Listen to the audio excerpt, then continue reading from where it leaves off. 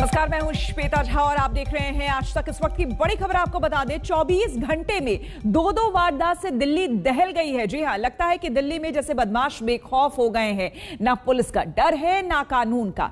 पहले द्वारका में घर में घुसकर बदमाशों से ने डकैती की। इस वारदात की गूंज अभी शांत होती, इससे पहले ही 12 हिंदूराव इलाके में दिन दहाड़े गोलियां चल गई, जिसमें 2 राहगीर मारे गए हैं। फिलहाल पुलिस जो है वो तफ्तीश कर रही है, तलाश कर रही है बदमाशों की। तो दो वारदात पिछले 24 घंटे में। आपको जिस तरह से हमने बताया कि पहली तस्वीर में आप देख सकते हैं कि किस तरह से यहां पर 12 हिंदूराव इलाके में गोलियां चली। पुलिस का कहना है कि 2 राउंड गोलियां चली, लेकिन जो वहां पर लोग मौजूद थे उनका कहना था कि लगभग 20 राउंड यहां पर गोलियां चली, जिसमें 2 राहगीरों की मौत हो गई है। और दूसरी बड़ी वारदात हुई है कि घर में घुसकर किस तरह से लोगों ने यहां बदमाशी की, डकैती की।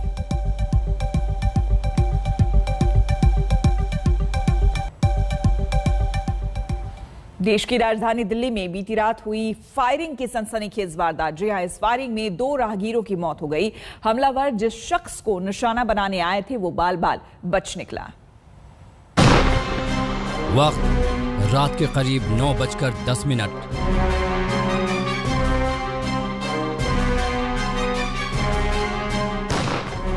ताबड़तोड़ फायरिंग से दहली राजधानी।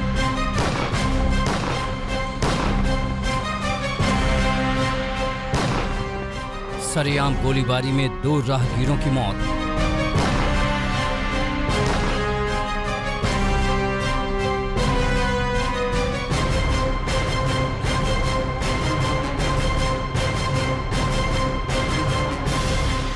तमाम सुरक्षा व्यवस्था और कोरोना को लेकर बरती जा रही सख्ती के बीच करीब 10 बदमाश दिल्ली के भीड़भाड़ वाले इलाके में हथियार लहराते हुए आए और तड़ातड़ फायरिंग करके फरार हो गए। उस वक्त रात के करीब 9:10 हो रहे थे। जो बताया जा रहा है कि 2 हमलावर इस तरफ से आए, 2 हमलावर दूसरी तरफ से आए, यानी अलग अलग तरीके से टारगेट करके यहां पर पहुंचे। और जिन लोगों को टारगेट किया गया उनका पास में एक हॉस्पिटल है और ये गाड़ी आप देख रहे हैं, इसी में बैठ करके वो जाने की कोशिश कर रहे थे। तभी उन हमलावरों ने अचानक से वो सामने आए और उन्होंने पूछा आकर के कि वैक्सीन लगवानी है कोरोना की। और इसके बाद अचानक से कुछ और लोग निकल करके आए और ताबड़तोड़ फायरिंग शुरू हो गई। किस्मत ये रही कि जिन लोगों को टारगेट किया गया बताया जा रहा है वो लोग इस हमले में बाल बाल बच गए, लेकिन 2 राहगीर चपेटे में आ गए। गोली चलती देख मुनीब और मुनीब के मामा और प्रकाश भाग निकले। पीछे बदमाश दनादन फायरिंग कर रहे थे, लेकिन वो तीनों बच गए। गोली 2 राहगीरों को लग गई, जिन्हें हॉस्पिटल ले जाया गया, लेकिन तब तक उनकी मौत हो चुकी थी। ये हमारा हॉस्पिटल है मेरे मामा का। अच्छा। एक लड़का आया है यहाँ पे पूछने कि यहाँ पे कोरोना के टीके लगते हैं। मैंने उसको मना करा कि नहीं, यहाँ पे नहीं लगते। हमें जाना था, हमारी एक प्रॉपर्टी है शादरा में, तो हमें वहाँ जाना था। तो वो लड़का आगे की साइड निकल गया, हम जो है गाड़ी में बैठने लगे। बैठ के आगे तक ही गए थे। वही लड़का गाड़ी के आगे खड़ा हो गया। मैंने कहा भाई क्या बात है, हट गाड़ी के आगे से। कह रहे तू उड़ाएगा क्या मुझे? मैंने नहीं भाई, मैं क्यों उड़ाऊंगा तेरे को, आगे से हट। अब मैंने गाड़ी से निकलते ही देखा ना, 2 लड़के उधर खड़े हुए थे, 5-6 लड़के एक साइड पे खड़े हुए थे। तो मेरे को पहले से जब हुआ ये कुछ प्लानिंग से आए हैं। और उनने गाड़ी रोक करके उनसे बातचीत करी और बदतमीजी करनी शुरू की। वो बाहर निकले और बाहर निकलने के बाद जो देखा तो सामने से फायरिंग चालू हो गई। ठीक है, नईम उधर भाग गया और मुनीब जो है वो यहाँ चला गया। 2 राहगीर जो है उनके गोलियां लग गई। चश्मदीदों के मुताबिक बदमाशों ने करीब 20 राउंड गोली चलाई, लेकिन पुलिस के मुताबिक सिर्फ 2 राउंड गोली चली। मुनीब का कहना है कि जब हमला हुआ वो लोग शाहदरा अपनी एक प्रॉपर्टी देखने जा रहे थे। 20 से 25 राउंड कम से कम चली है, इससे ज्यादा भी हो सकती है, इससे कम नहीं चली है, इससे कम नहीं चली है। जिन 2 लोगों को गोली लगी है उनमें से एक की पहचान संजय के रूप में हुई है। संजय 30 साल का था। पुलिस को अंदेशा है कि इस वारदात की वजह आपसी रंजिश है। बदमाश पैदल ही भाग निकले, इसलिए पुलिस को शक है कि वो आसपास के ही हो सकते हैं, लेकिन हमले की वजह अभी तक साफ नहीं हो पाई है। मुनीब का कहना है कि उसे और उसके मामा को कुछ लोगों से धमकी मिलती रहती है। बदमाश आसपास के भी हो सकते हैं, और मेरठ के भी, लेकिन अभी तक ना तो हमलावरों की पहचान हो पाई है और ना ही उनके मंसूबे साफ हो पाए हैं।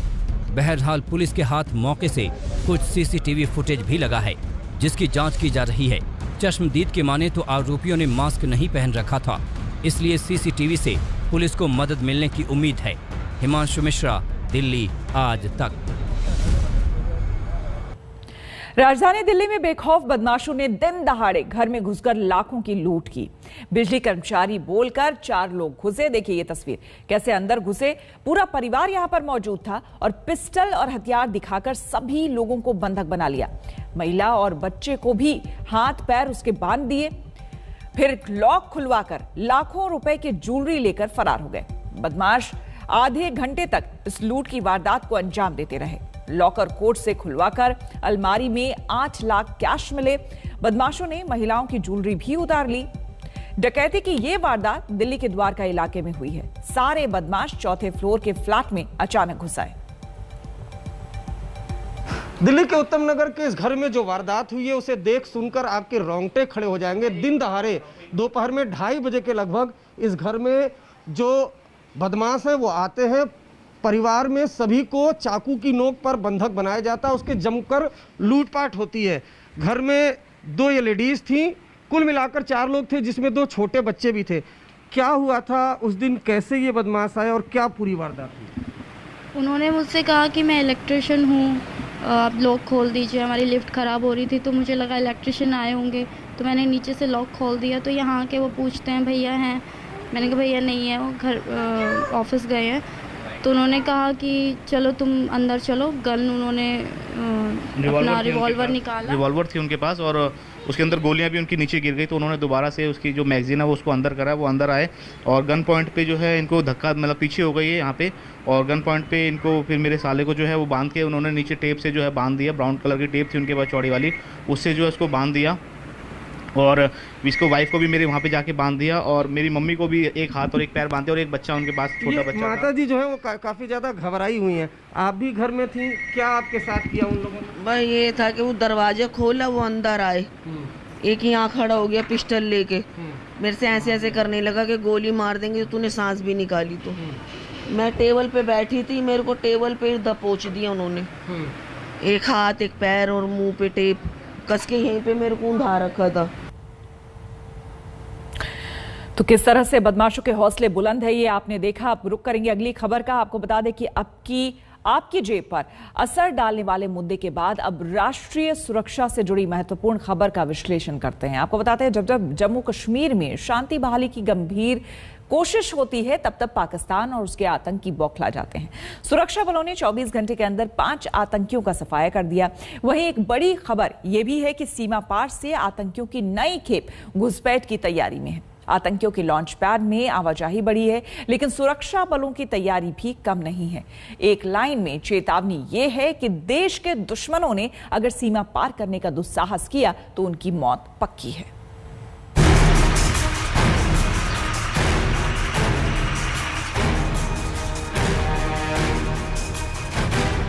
चौबीस घंटे में 5 आतंकियों का खेल खत्म। कुलगाम एनकाउंटर में लश्कर के 2 आतंकी ढेर।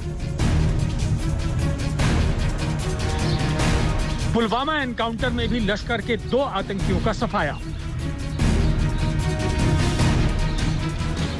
और एक दिन पहले हंदवाड़ा में हिजबुल के टॉप कमांडर मेराजुद्दीन उर्फ उबैद को मार गिराया गया।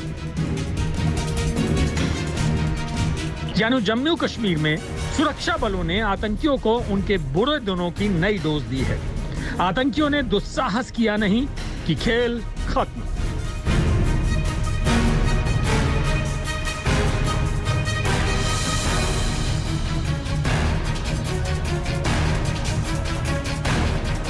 आतंकवादियों की मौजूदगी की खुफिया जानकारी मिलने के बाद सुरक्षा बलों ने कुलगाम और पुलवामा दोनों ही जगह नाकाबंदी की थी और इलाकों को घेर कर तलाशी अभियान शुरू किया गया था।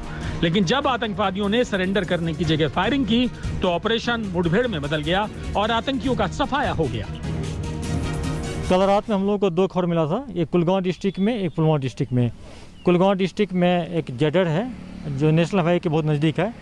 वहाँ खबर था कि लश्कर तैयबा का 2 टेररिस्ट आज इसको NH पर अटैक करना था। तो आर्मी और कुलगांव पुलिस ने मिलकर एक एम्बुश लगाया और एम्बुश में दोनों टेररिस्ट मारे गए। दोनों लोकल टेररिस्ट है और LAT से ताल्लुक़ रखते हैं। सुरक्षा बलों का मनोबल ऊंचा है। जाहिर है पाकिस्तान की बौखलाहट का मीटर थरथराने लगा है। यही वजह है कि LOC के पास आतंकियों की हरकतें तेज हो गई हैं और पाकिस्तान आतंकियों की घुसपैठ कराने का मौका ढूंढ रहा है। ऐसी ही एक कोशिश नौशेरा सेक्टर में सेना ने नाकाम कर दी।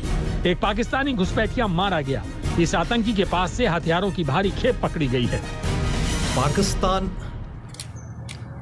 से एक टेररिस्ट का दस्ता नौशेरा सेक्टर के अंदर इन्फिल्ट्रेट करने की कोशिश कर रहा था। भारतीय सेना के चौकस जवानों ने अपने सर्विलेंस ग्रिड और फायर के द्वारा उन्हें न्यूट्रलाइज करा। यानी पाकिस्तान सुधर नहीं सकता, घुसपैठ की साजिश छोड़ नहीं सकता।